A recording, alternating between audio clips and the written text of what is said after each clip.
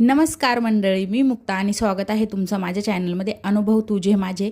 तर एकाच दिवशी ना आम्ही फ्रेमवर आणि ग्लोबल व्हिलेज गेलो होतो. तर आधी फ्रेमवर गेलेलो दुपारी आणि 4 वाजता नंतर आहे ना ग्लोबल व्हिलेज गेलो, कारण ते संध्याकाळीच ओपन होतं आणि रात्रीचीच तिकडे ना मजा येते बघायला, म्हणजे कसं लाईटिंग वगैरे पण होती ना. तर मग आम्ही थोडंसं 4 वाजता गेलेलो, म्हणजे आम्हाला डे पण बघायला भेटेन आणि नाईट पण बघायला भेटेन असं आम्ही प्लॅनिंग करून गेलेलो.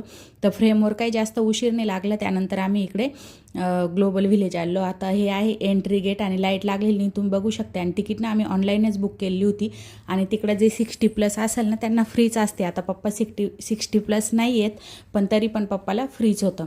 त्यानंतर आम्ही गेलेलो आतमध्ये आणि तुम्ही बघू शकता एंट्रीलाच आहे ना हे सगळं असं त्यांनी बनवलेलं आहे आणि खूप छान आहे तिकडं, असं म्हणजे बघण्यासारखं. आणि फोटोशूट ज्याला आवडत असं ना त्याच्यासाठी तर खूपच छान आहे. तर सगळ्यांनी एकदा यायलाच पाहिजे. आणि समोर तुम्हाला दिसत असेल तिकडे ना ताजमहल बनलेला आहे आपला.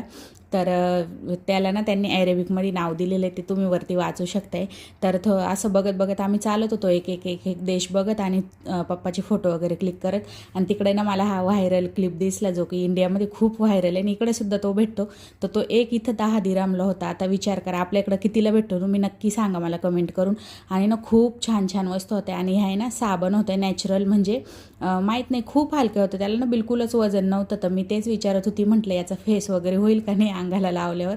ते एकदम कलरफुल होते. आणि इकडं ना सगळे खायचे आयटम होते, कुनाफा वगैरे. तर बकलावा सगळ्यांना माहीतच असन, जे बिग बॉस बघितला असन त्यांनी.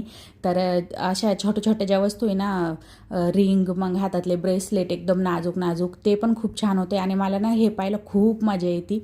मला असे छोटे छोटे कप वगैरे, किंवा आपल्या बायकांना असं आवडतंच भांडे बघायला.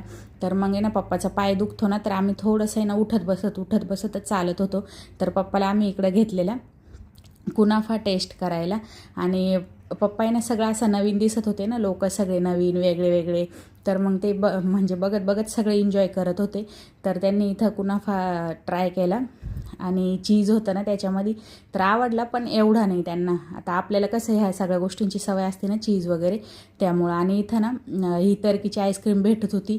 आवाजच एवढे करत होते ते लोक का बास, कधी माणसाला खायचं नसलं तरी खायची इच्छा होईल एवढं ते लोक आवाज करत होते. आणि इकडं आम्ही श्रीलंकामध्ये गेले आणि तिकडं त्यांचे खूप मसाले, छान मसाले वगैरे ठेवलेले होते. आणि तिथं तर मला पोंगेसुद्धा दिसलेले आणि कानातले वगैरे छान होते. त्यानंतर आम्ही श्रीलंकामधून चहा घेतली आणि मस्त चहा एन्जॉय केली. तर मी दुसरे तिथं शो वगैरे सुद्धा बघितलेले, ते मी नेक्स्ट व्हिडिओमध्ये अपलोड करेन. तर चॅनलला सबस्क्राईब करून ठेवा आणि ही व्हिडिओ कशी वाटली तुम्हाला नक्की सांगा. भेटू पुढील व्हिडिओमध्ये, तोपर्यंत बाय.